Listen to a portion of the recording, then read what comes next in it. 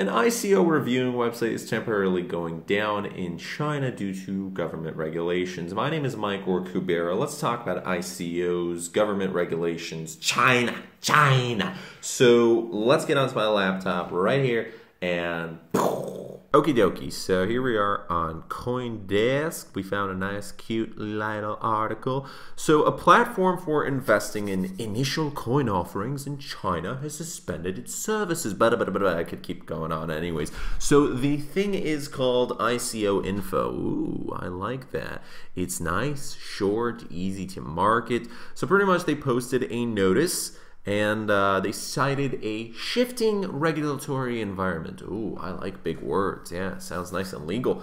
Because of a shifting regulatory environment, and in order to minimize risk for supporters and project investors, ICO Info is voluntarily, temporarily suspending all ICO-related functionality on the website. I like the voluntarily, temporarily. Ooh, adding a lot of oohs. Once we have clarity from the relevant departments, we will begin conducting business in accordance with the specifications and policies. I know I was throwing in random accents in there. The message further states that withdrawals will be brought back online on September 5th. So pretty much if you have used this website before, if you participated in successful ICOs or whatever, and you got your tokens in exchange for the funds that were sent out, you will be able to transfer those tokens. However, the functionality currently is disabled. It will be launched again on September 5th. Today is September 2nd.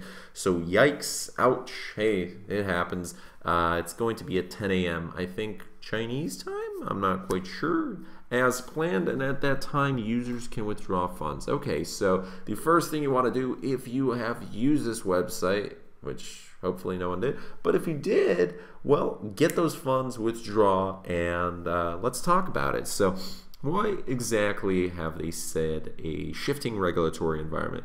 So pretty much China has a little bit of a problem with ICOs and cryptocurrencies, and they really, especially the Bank of China, let's get back into this video.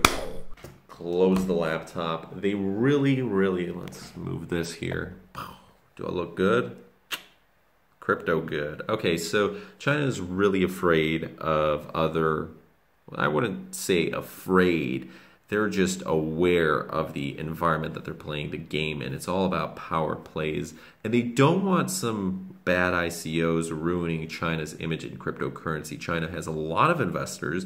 China has a lot of funds that they're able to move forward into altcoins and Bitcoin, Neo, and whatever else is coming. Well, Neo is an altcoin, but I just wanted to throw in Neo because it's like the new Chinese Ethereum. And you know how Neo went down quite a bit? Well, now all the coins are down because it's a pullback. There's major pullbacks from Bitcoin's rise to $5,000. So China wants to weed out the bad companies pretty much, because there will always be bad companies, especially in the world without any regulation whatsoever. There's a lot of new investors. There's a lot of millions of dollars being thrown around. And there's some ICOs with plagiarized projects with no white papers, no social media, no SEO. They don't care at all. They will not respond to investors, or potential investors rather.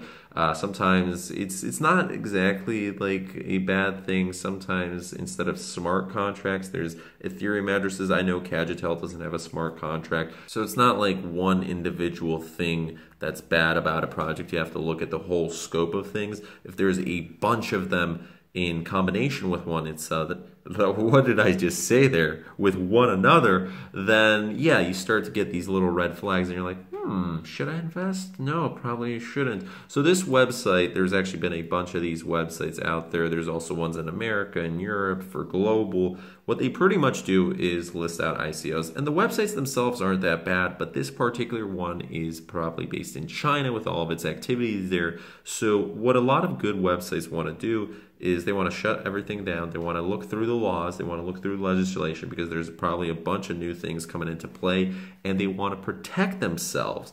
So if this website is problematic, if there's been some stuff in the past that's been going on that China wouldn't like, the Bank of China would be a little bit like, Did you pay your taxes? Are all these ICOs? I don't know what kind of problems could arise, but you can think of that pretty easily. I mean, maybe there's some money changing hands, being washed, whatever is going on.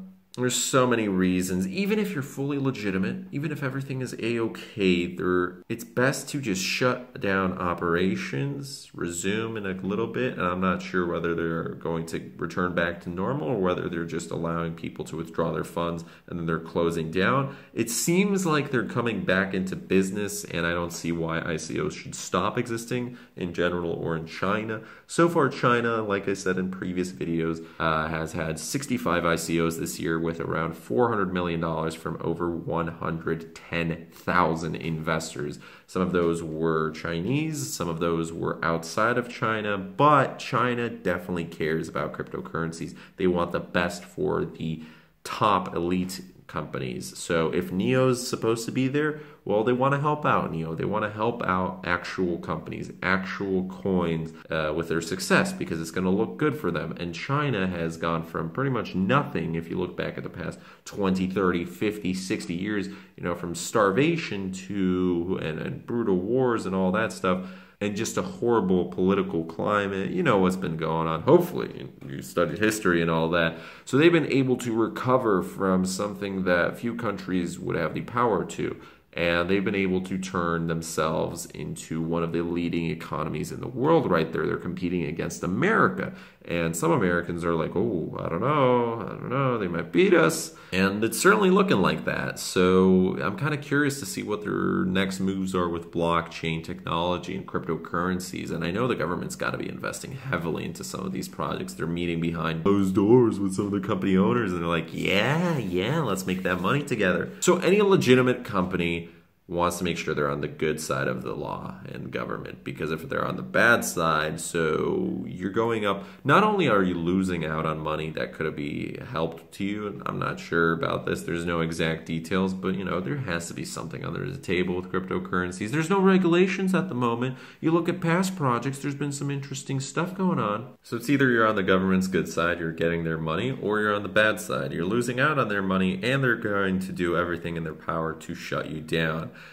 Yeah, I mean, I think it's an obvious choice. If it's temporarily some investors want to back out, if you lose some money, if people get afraid, if reputations are hurt even, it's temporary. You can fix it. Long term, you have to think long term instead of short-term gratification. If you're thinking about the short term, then yeah, okay, you can make some money, but then you'll be closed down in the long term, and you would have made more money anyways if you're looking at a couple of years instead of a couple months, which a lot of these ICO owners are like, you know what? Well, I actually dedicate a lot of time and hard effort and work. It's just like, I can just take $1 million right now, cash out, see ya, buy my own private island, and I don't have to worry another day of my life. And some people, they go with that option. But others don't want to limit themselves and want to make, instead of $1 million, $10 million. You see ICOs hitting hundreds of millions of dollars range. And this is still in its early stages. What about the future when we have IPOs? IPO in December. That's a running joke, not with cryptocurrencies. Joshua. Hey, Joshua's got to see this video one of these days. Maybe. Anyways, you guys don't know who Joshua is. He's my... Actually, I didn't say that. No, you heard nothing. Who is Joshua? What do you guys think about China and the regulations, and also SEC regulations? The SEC has been looking at ICOs.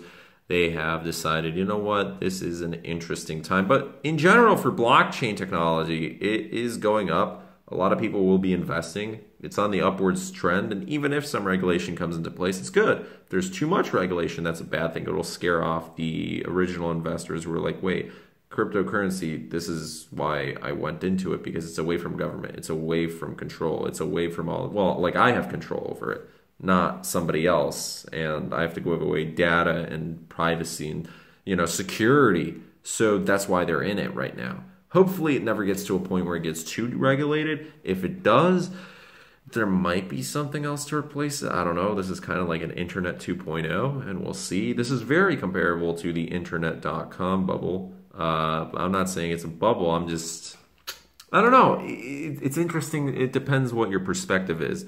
If you like looking at bubbles, yes, this is most definitely a bubble. But so is the housing market, so is the banking system, so are the governments, so is pretty much everything. Of course, there's a balance, but currently, I think cryptocurrencies still have a very long way to go. And even if one fails, hey, blockchain's here to stay. I think China will support plenty more ICOs to come, but they better be good ones, because if it's a a risky one that's out there just to take your money, you don't want to go against China. China, get an apartment. Oh yeah, I sold an apartment for 25 million in China. China. Sorry, Trump. I wonder if Trump's investing in Bitcoin. What do you think? He's gotta have a little bit of Bitcoin, or maybe he's more like an Ethereum guy. President Trump investing in Bitcoin. What if Obama is investing in Bitcoin? Hey, Bitcoin has no biases. My name is Mike Kubera. Hopefully you guys have a wonderful rest of your night or day wherever you're from. Get interested in Bitcoin, Ethereum, cryptocurrencies. Let's make some money together. Let's stay together. And thank you for nearly 8,000 subscribers. We're approaching it nice and steadily, but so far we've reached 7,500 milestone. Next one is 10,000. Thank you. And if you're a company, by the way, my email is in the about section. So message me. Bye.